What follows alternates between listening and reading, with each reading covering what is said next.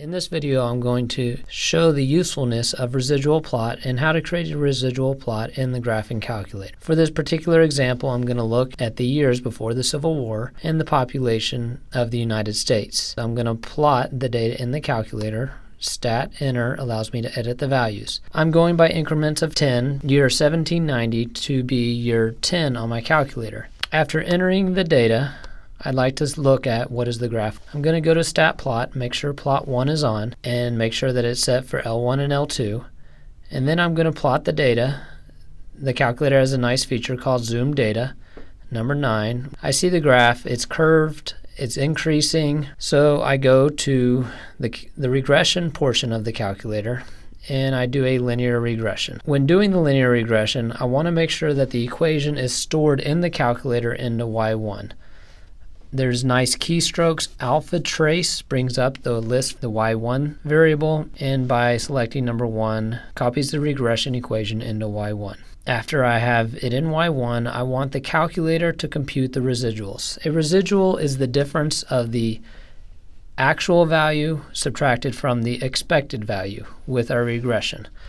So when using the calculators, I'm going to use the Y1 function. The input of the function is my value from list 1, which is the year. So Y1 parentheses list 1, subtracted from my actual value from my table, which is L2. I'm going to graph these values with respect to the year, and I want to see the shape of the graph.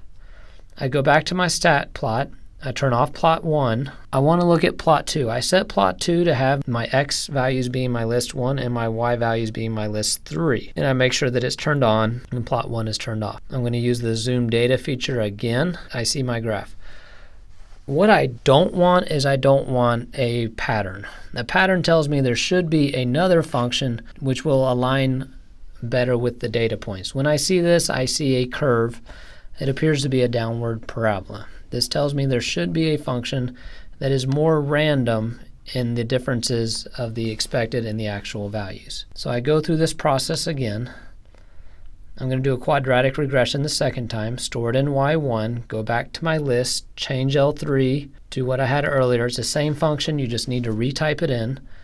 So Y1 with list 1 being the input subtracted by the values from list 2.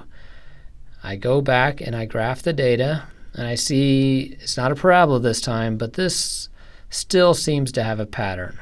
It goes down, then goes back up, then it goes back down. So this just tells me there is probably a better function to model the data.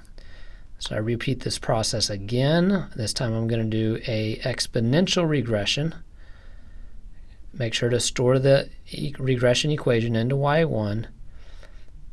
Go back to my list, change L3, same keystrokes as last time. Y1 is a function of L1 minus the data from list 2, and plot the values.